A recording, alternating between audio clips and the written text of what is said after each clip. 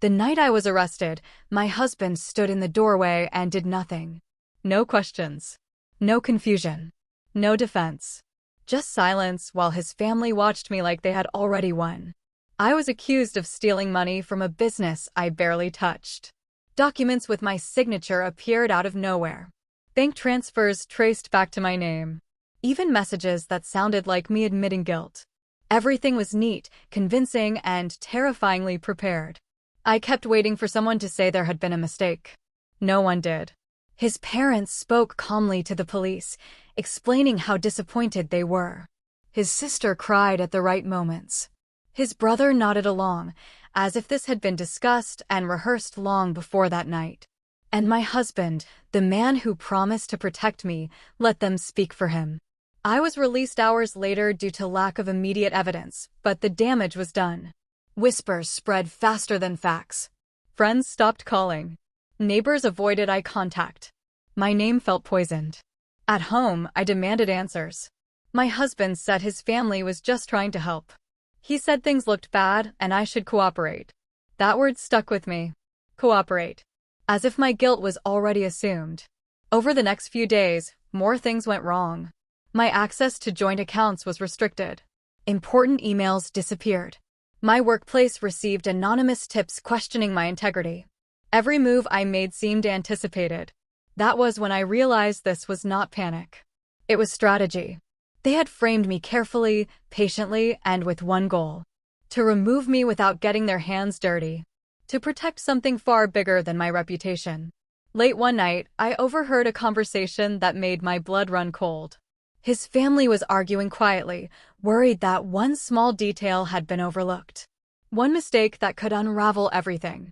I did not confront them. I listened. Because in that moment, I understood something powerful. They believed I was cornered. Broken. Afraid. They had no idea what I was about to do next. And by the time they realized it, it would already be too late. After that night, I stopped reacting and started observing. Every interaction felt staged, every conversation measured. His family moved around me like I was already gone, discussing plans without lowering their voices. They assumed fear had made me obedient. That mistake gave me time. I began retracing the accusations from the beginning. The forged transfers. The messages.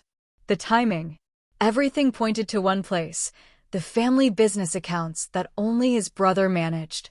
I was listed as a secondary name on paper, nothing more. They had used that detail as their weapon. My husband avoided my eyes. When I asked him directly who had access to the accounts, he said he did not want to get involved. That told me more than any confession could. Silence was his loyalty. Then came the pressure. His mother suggested I take responsibility to make things easier for everyone. His sister warned me that fighting would only make me look guilty. His father spoke about reputation and how quickly it can be destroyed. They wrapped threats in concern, expecting gratitude. Instead, I started documenting everything. Screenshots. Account histories. Login times. IP addresses pulled from email access logs. Late-night activity traced back to devices registered under his brother's name. The more I looked, the clearer the pattern became. They were sloppy in one place. Too confident. I quietly contacted a financial analyst recommended by a friend who owed me a favor. He reviewed the data and confirmed what I suspected. The transfers were initiated from a location I had never been to. Someone had built a digital trail and assumed no one would follow it. Meanwhile, my reputation continued to bleed. I was suspended from work pending investigation. Invitations stopped. Even my own relatives questioned me. His family watched it happen without interference, convinced the pressure would break me. Then I found something they did not plan for. An old backup drive in my husband's office. Inside were drafts of legal documents and emails discussing contingency plans if I ever became a problem. My name appeared more than once. They had been preparing long before the accusations surfaced. This was not just framing. It was premeditated removal. That night, I made a decision that changed everything. I would not clear my name quietly. I would not beg for fairness. I would let them believe I was defeated while I built something far more dangerous than anger. I was done playing defense. And they were about to learn what happens when the person you frame refuses to disappear. The first mistake they made was assuming I had no allies. While they watched my every move at home, they forgot the outside world still existed. I started reaching out quietly, using old contacts and favors I had never cashed in. People who knew numbers. People who understood systems. People who asked questions without leaving fingerprints. One of them found something disturbing. The transfers blamed on me were routed through a shell account created months before I was added to the business paperwork. That account linked back to a trust controlled by my husband's father. The signature they claimed was mine had been copied from a document I signed years ago, scanned and reused. This was no family misunderstanding.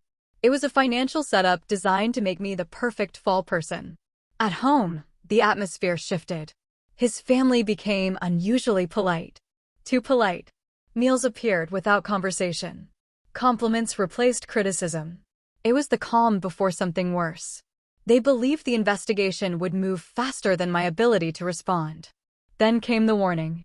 A friend from my old job called me late at night.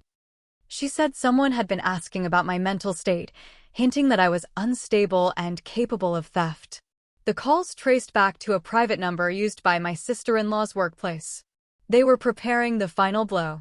I pretended not to notice. I smiled. I apologized for stress. I played the role they wrote for me. Every day they grew more confident. Every day I gathered more proof. Then I overheard a conversation that nearly broke my control. My husband and his brother were discussing timelines, arguing about when the charges would officially stick. My husband sounded nervous. His brother sounded amused. They spoke about me like a problem already solved. Something inside me hardened. I realized then that this was not about money. It was about control. They wanted me erased so the family business could continue without risk. And my husband had chosen their security over my life. That night, I sent one email. Just one. It contained evidence they had never seen coming. And I sent it to someone who could not be silenced, bribed, or frightened. From that moment on, the frame they built around me began to crack. And they did not even hear it breaking yet. The response to my email did not come immediately, and that silence was unbearable. Every hour felt stretched thin, like the calm before a storm that refused to arrive. Meanwhile, my husband's family grew restless. Confidence turned into impatience. Investigators returned with sharper questions. This time, they did not look at me the same way. Their focus drifted. They asked about account access, device usage, and internal approvals. My brother-in-law answered too quickly. His father interrupted too often. Small cracks, but visible. At home, the pressure increased. My husband asked if I had spoken to anyone outside the family. His tone was careful, almost rehearsed. I denied everything. I could see relief wash over his face. That relief told me how afraid he really was. Then something unexpected happened. The family business accounts were frozen without warning. No explanation given. Phones rang nonstop. Meetings were canceled. His mother paced the house, whispering urgently to lawyers on the phone. The plan was unraveling faster than they predicted. That evening, my husband's brother confronted me directly. He accused me of sabotaging them. His anger was unfiltered, reckless. He let slip a detail he should not have known, something about how long it would take for the money trail to be traced. I memorized every word. The next morning, I received the reply I had been waiting for. The agency confirmed receipt of my evidence. They said the data aligned with an ongoing investigation. They advised me to remain cooperative and discreet. That was when I realized I was no longer alone in this. At dinner, the family tried to present unity. Smiles returned. Laughter sounded forced. They spoke about weather and schedules like nothing was wrong. But fear sat at the table with us, thick and undeniable. My husband barely touched his food. Late that night, I found my personal files disturbed. Drawers opened. Papers misplaced. Someone had been searching my room. They were looking for what I had already sent. I did not confront anyone. Instead, I packed a small bag and hid it in my car. Because when people who framed you realize they are losing, they do not always play fair. And I knew the most dangerous part of the story was just beginning. The tension inside the house turned poisonous.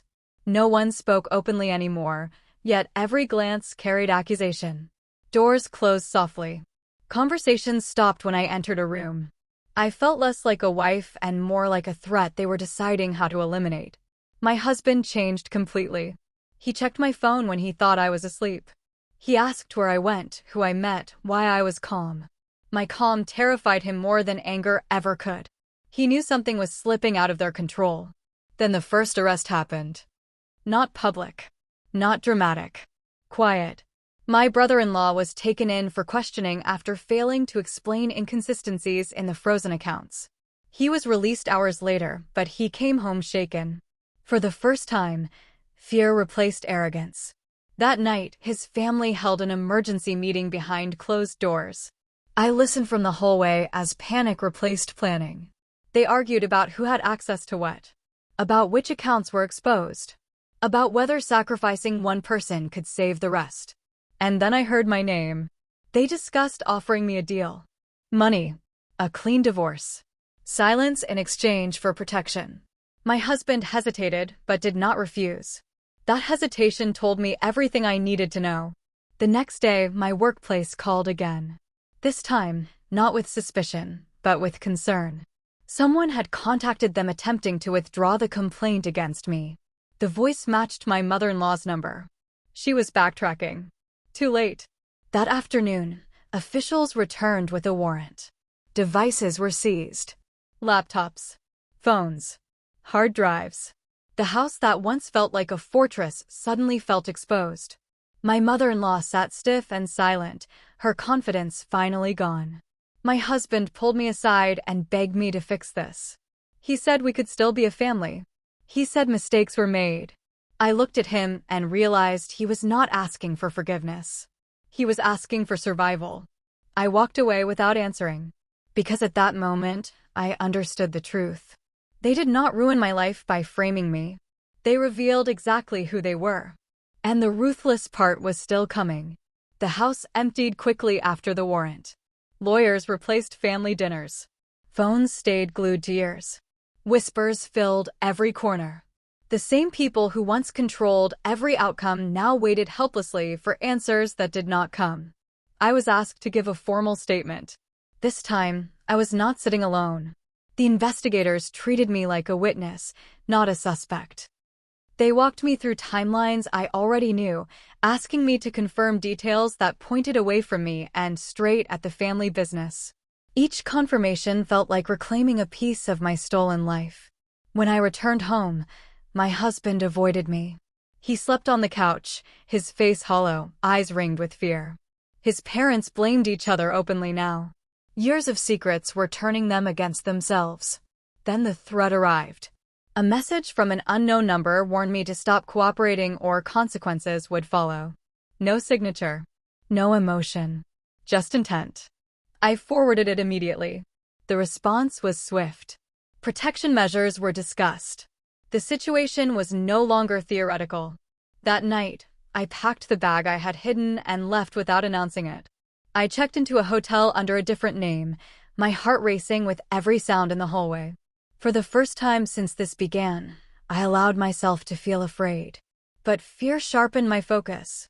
The next morning, I learned my husband's father had been detained for further questioning. His mother was denied access to certain accounts.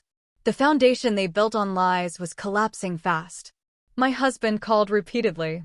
When I finally answered, he cried. He said his family was being destroyed. He asked why I was doing this. I told him the truth had been doing it long before I ever spoke.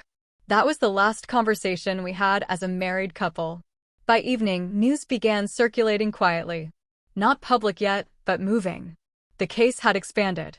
Other names were being pulled in. Old transactions resurfaced. And then I received the message I had been waiting for.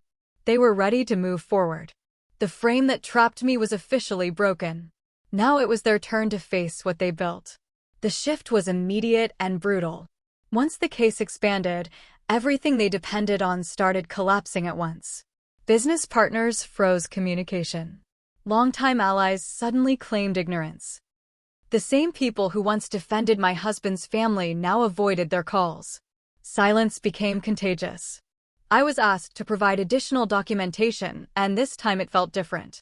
The investigators were no longer searching for truth. They were organizing it. Timelines were locked. Digital trails were reconstructed. Every forged step they took was now mapped with precision.